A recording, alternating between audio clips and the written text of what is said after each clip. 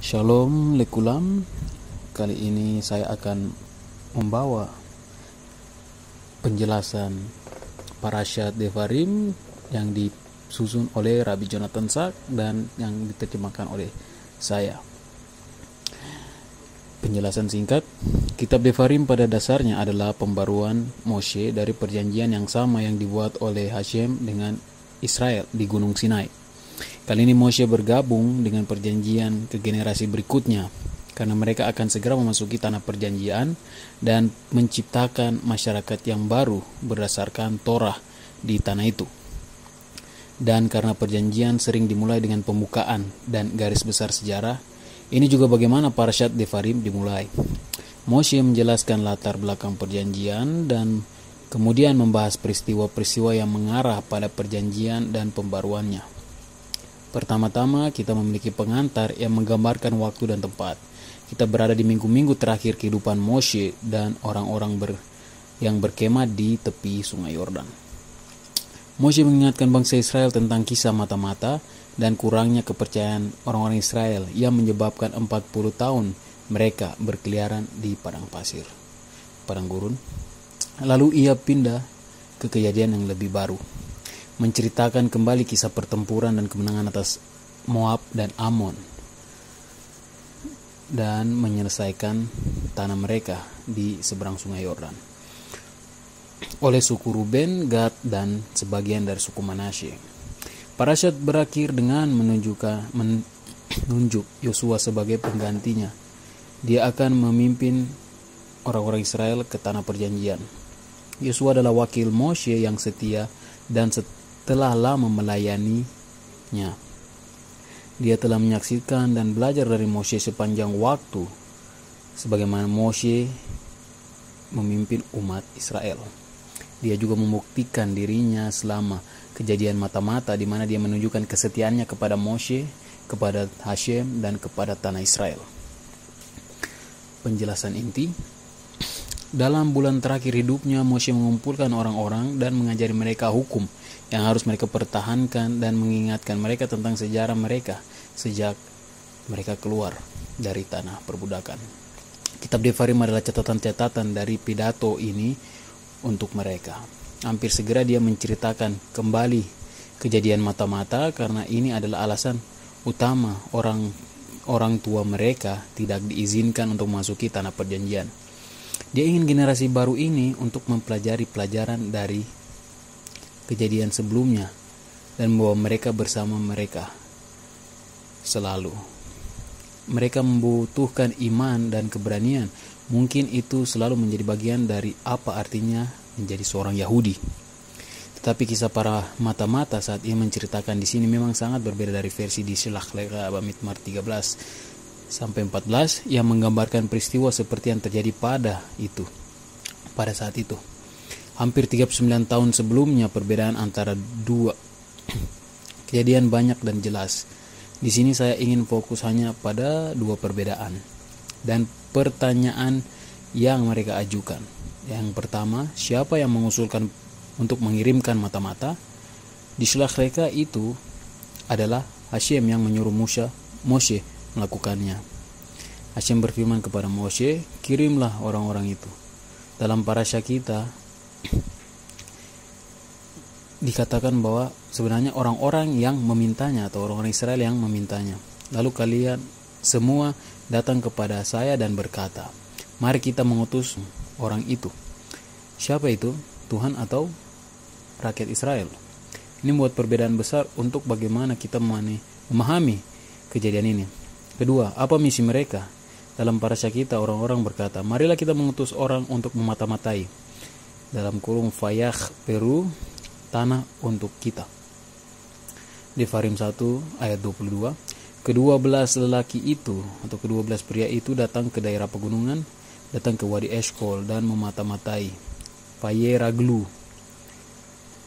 Devarim 1 ayat 24. Dengan kata lain, parasha kita menggunakan dua kata kerja Ibrani, lachpor dan leragel, yang berarti memata-matai. Tetapi seperti saya tunjukkan di Parashat Shelach Lecha, di sana tidak menyebutkan mata-mata. Alih-alih 13 kali ia menggunakan kata kerja latur, yang berarti melakukan tur, menjelajah, berpergian, memeriksa, dan melihatnya. Menurut Malbim, latur berarti mencari apa yang baik tentang suatu tempat. Lakpo dan lage bermaksud mencari apa itu, mencari kelemahan dan kerentanan dari suatu tempat. Dan tur dan memata-matai adalah kegiatan yang sama sekali berbeda. Jadi mengapa kisah dalam parasya kita menyajikan apa yang terjadi sebagai misi mata-mata? Kami kemudian mendengar pernyataan luar biasa dari Moshe setelah mengatakan bahwa mata-mata dan orang-orang dihukum oleh tidak hidup untuk memasuki tanah perjanjian. Ini orang-orang itu dihukum dan tidak diizinkan memasuki tanah perjanjian. Ia kemudian berkata, karena tentang kamu Tuhan juga marah kepadaku, dan dia berkata, kamu tidak akan masuk juga. Yosua bin Nun akan memasukinya. Kuatkan dia, karena dia akan memimpin Israel untuk mewarisinya. Di Farim 1 ayat 37-38. Ini memang sangat aneh. Moshe tampaknya menyalahkan orang lain atas apa yang tampak menjadi kegagalannya sendiri. Dan ini muncul untuk bertentangan dengan kesaksian Torah itu sendiri, yang memberitahu kita bahwa hukuman Moshe dan Aharon karena ditolak masuk ke tanah perjanjian adalah karena apa yang terjadi di Kadesh ketika orang-orang mengeluh tentang kurangnya air. Kesalahan yang mereka perbuat itulah yang diperdebatkan oleh para komentator. Apakah ketika Moshe memukul batu itu, atau dia kehilangan kesabaran, atau mungkin ada alasan tersendiri yang lebih dalam? Manapun itu, saat itulah Hashem berkata, karena kamu tidak cukup percaya kepadaku untuk menghormati aku sebagai yang suci di mata orang-orang Israel, kamu tidak akan membawa bangsa ini ke tanah yang kuberikan kepada mereka. Yang membawa kita ke pertanyaan ketiga, mengapa Moshe sekarang tampaknya menyalahkan orang-orang Israel untuk kejadian mata-mata dan untuk hukumannya? Penjelasan akhir. 1. Setiap bangsa dan setiap individu harus mempelajari sejarah mereka untuk memahami identitas mereka. Terkadang belajar sejarah bisa menyakitkan.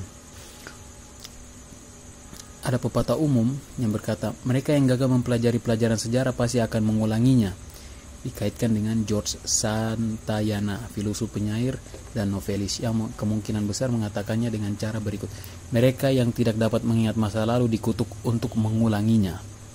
Pepatah mengungkapkan alasan di balik mengapa Moshe memastikan untuk mengulangi kejadian yang menyakitkan dari generasi sebelumnya untuk alasan pendidikan.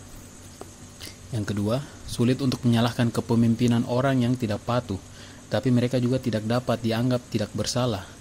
Orang-orang di sini adalah orang berdosa, tetapi Moshe adalah orang berdosa yang juga bertanggung jawab. Dia tentu saja bertanggung jawab atas cara dia menanggapi bangsa Israel yang bebal ketika dia gagal memenuhi harapan Hashem. Nah, sedikit penjelasan parasya dari Rabbi Jonathan Sach. Shabbat Shalom. Shalom Lekulam. Sekarang saya akan membawakan parashat Devarim yang diberikan oleh Rebbetzin Chana Bracha dari sudut pandang perempuan. Pentingnya mengedepankan istri dibanding yang lain termasuk anak-anak ditulis dalam parasya kali ini. Dan pada waktu itu aku memerintahkan kepadamu dengan mengatakan, Hashem Elohimu telah memberikan negeri ini kepadamu untuk memilikinya. Semua keturunan yang perkasa yang diperlengkapi kamu harus menyeberang di hadapan saudara-saudaramu Bani Israel. Hanya istrimu dan anak-anakmu serta kawanan ternakmu boleh tinggal di dalam kota-kotamu yang telah aku berikan kepadamu, karena aku mengetahui bahwa padamu ada banyak kawanan ternak. Tertulis dalam Devarim atau Ulangan pasal 3 ayat 18 sampai dengan 19. Ini adalah teguran halus Moshe kepada suku Reuben dan Gad yang meminta tanah di seberang sungai Yordan dengan mengatakan, kandang-kandang kawanan domba akan kami bangun untuk ternak kami di sini, dan kota-kota untuk anak-anak kecil kami. Dalam Bamidbar atau Bilangan pasal 32 ayat 16.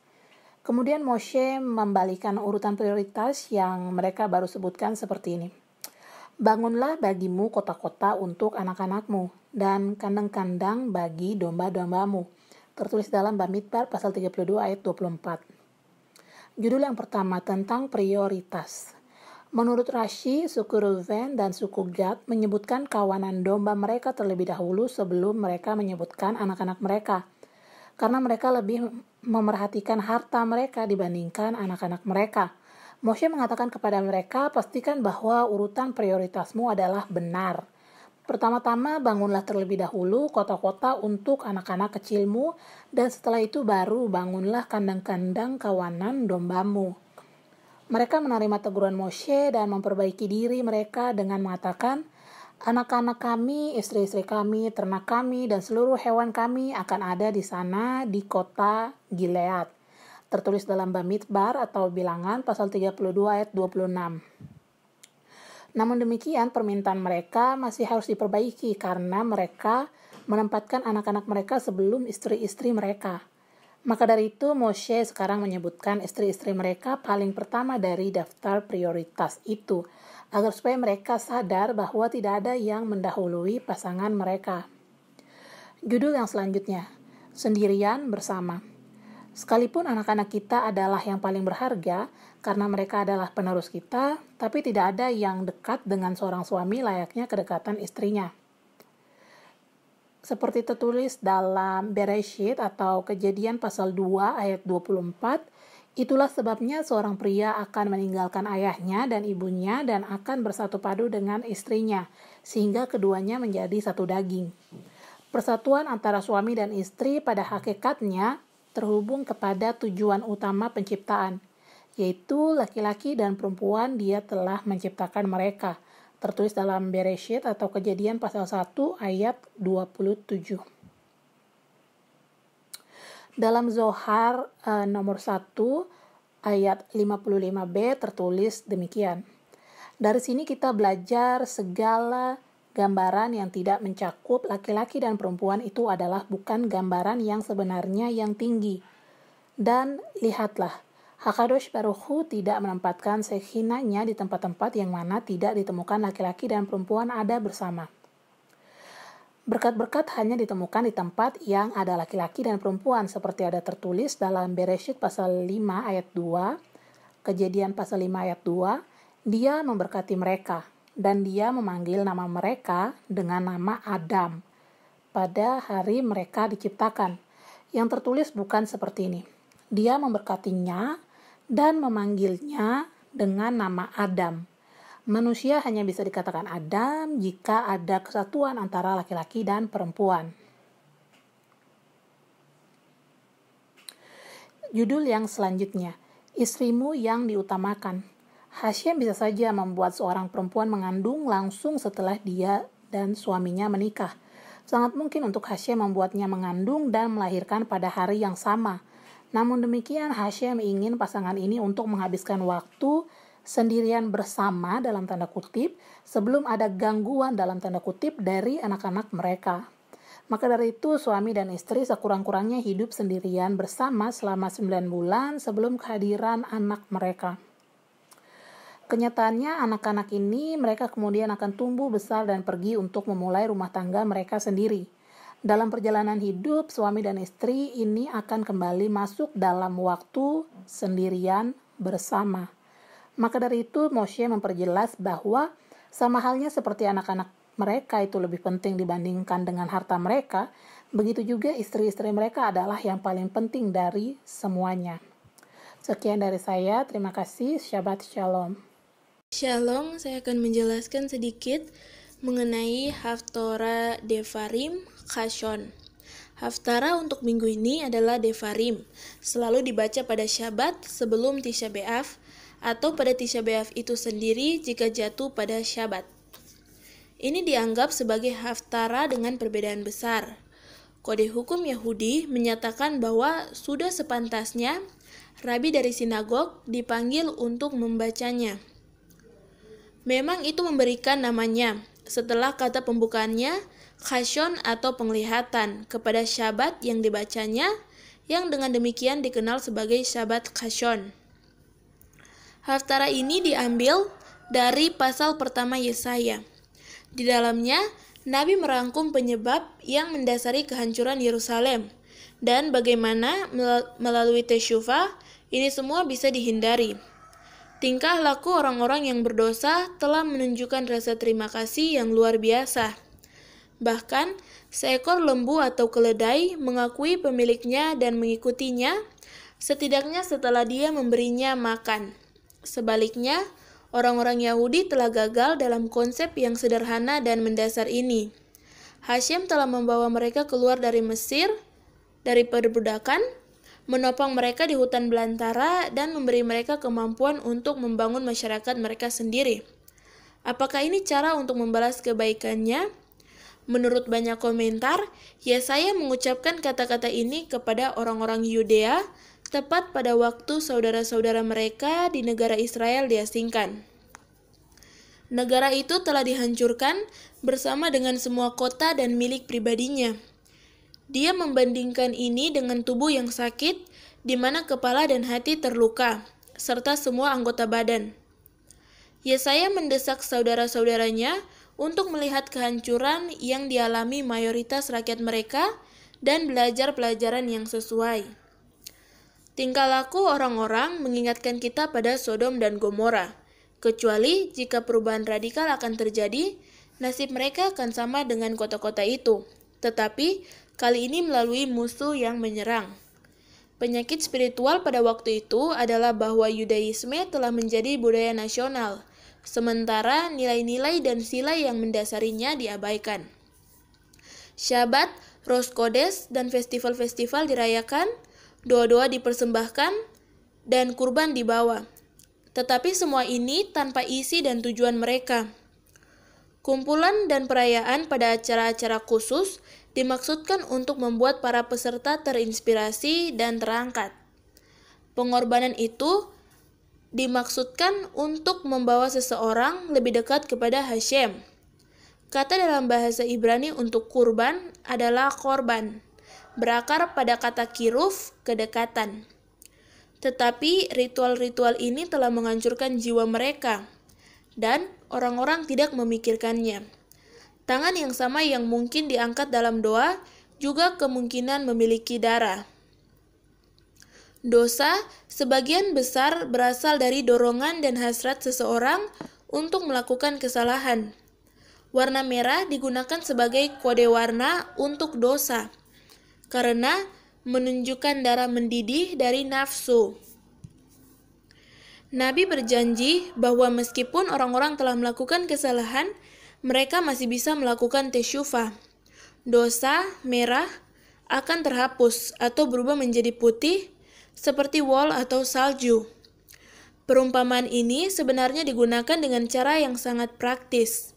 Pada zaman Bait Suci, di Yom Kippur, sepotong kain kirmisi akan digantung untuk tujuan ini, dan secara ajaib berubah menjadi putih untuk menunjukkan pengampunan Hashem pada hari ini. Secara khusus, pergantian pertobatan ini harus diarahkan pada belas kasih dan keadilan sosial, karena ini telah mencapai titik terendah yang mengerikan di Yudea pada saat itu. Korupsi, penyuapan, dan kekejaman terhadap orang yang rentan telah mengubah Yerusalem menjadi kebalikan dari semua hal yang dimaksudkan untuk diperjuangkan. Pengasingan akhirnya akan berfungsi sebagai kilang. Orang jahat akan membayar perbuatan mereka, dan orang benar pada akhirnya akan mencapai hari-hari penebusan. Pada saat itu, pada masa Moshiach, Hashem akan memulihkan Israel dan rakyatnya ke negara yang telah ditentukan sebagai contoh keadilan dan kebenaran bagi seluruh dunia. Perilaku yang sangat baik itulah yang akan membawa datangnya era tersebut. Bagian berikutnya, Sionisme. Kata Ibrani Sion atau Sion digunakan 2 kali dalam Haftara ini, sehubungan dengan kota Yerusalem. Kata ini, seperti yang terlihat dalam kitab suci, juga dapat menjadi referensi untuk hal-hal lain, seperti bait suci, orang-orang Yahudi, dan lain-lain. Ajaran Kasidik menjelaskan bahwa ada makna yang lebih dalam untuk istilah ini, terutama yang terkait dengan ayat terakhir dari Haftara kita. Sion akan ditebus melalui keadilan, dan mereka yang kembali kepadanya melalui kebenaran. Pada dasarnya, kata Tzion sebenarnya berarti indikasi atau menandai. Pada tingkat mistis, Tzion adalah referensi ke jiwa ilahi dalam seorang Yahudi. Alasannya adalah karena jiwa pada dasarnya tidak memiliki identitasnya sendiri. Jadi, seluruh identitasnya adalah tanda atau penanda untuk keamanan. Membawa jiwa ilahi ke tubuh fisik adalah keturunan yang sangat besar untuk itu. Sebelum kehidupannya di bumi, jiwa hidup dalam realitas ilahi, dan seluruh pengalamannya adalah dari yang ilahi. Datangnya ke dunia ini, di mana fisik dan materialisme dominan, adalah pengalaman yang sangat sulit baginya. Tujuan penurunan ini adalah pada bagian jiwa, adalah karena dengan berada di sini, ia dapat menjalin hubungan dengan Hashem sendiri. Sesuatu yang mustahil untuk dicapai tanpa turun ke dunia ini. Mempelajari Torah dan memenuhi mitzvot di dunia fisik menyentuh Hashem sendiri. Karena Hashem sendiri diberi hak dalam upaya untuk secara terbuka dan sepenuhnya diwujudkan dalam dunia fisik ini. Pada prinsipnya, ini adalah sesuatu yang harus menghidupkan dan membangkitkan semangat setiap orang Yahudi setiap hari. Hanya pengetahuan bahwa ia dapat mencapai ikatan tertinggi dengan Hashem harus mengisinya dengan perasaan sukacita yang meluap-luap setiap hari. Di sisi lain, juga akan ada unsur frustrasi yang terkait dengan ini. Secara alami, kita akan merasa lebih terhubung dengan realitas langsung dan dangkal dunia ini. Itu akan terus-menerus membuat seseorang frustrasi bahwa alih-alih keilahian sebagai realitas utama, itu sering datang sebagai yang kedua dalam persepsi dan emosi. Namun, sukacita akan selalu mendominasi frustrasi itu, karena terlepas dari mana persepsi dan emosi seseorang berada, kenyataannya adalah bahwa melalui tindakan sederhana kita sehari-hari, kita sebenarnya dapat terhubung dengan Hashem sendiri. Beginilah seharusnya kisah hidup seorang Yahudi. Sayangnya, bagaimanapun, jiwa kadang-kadang mati lemas. Seseorang dapat menenggelamkan dirinya dalam kehidupan material sampai pada tingkat bahwa semua hal di atas tidak menghidupkannya. Kegembiraan dan frustrasinya ada di dalam dan dengan hal-hal kehidupan fisik.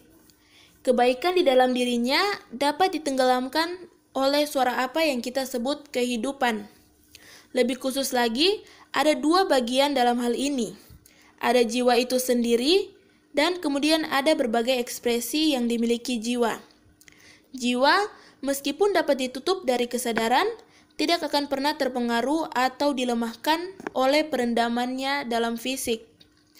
Di bawah permukaan jiwa akan tetap sekuat sebelumnya, siap untuk muncul dalam semua kemuliaan, seperti aliran air yang menunggu untuk meledak jika bumi yang menutupi itu hanya dihilangkan.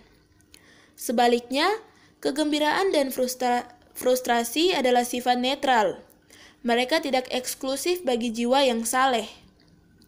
Seperti di atas, mereka dapat mengekspresikan jiwa yang saleh, atau mereka dapat mengekspresikan diri fisik seperti binatang dari manusia. Jadi, mereka dapat dipengaruhi dan diubah oleh tindakan seseorang, dan mereka dapat ditawan berada dalam kehidupan fisik daripada yang saleh. Bagaimana situasi seperti itu dapat dibalik menjadi lebih baik? Ayat itu memberitahu kita bahwa Sion akan ditebus melalui keadilan dan mereka yang kembali kepadanya melalui kebenaran. Jiwa Sion selalu lengkap, ia hanya perlu ditebus. Cara untuk melakukan itu adalah melalui keadilan.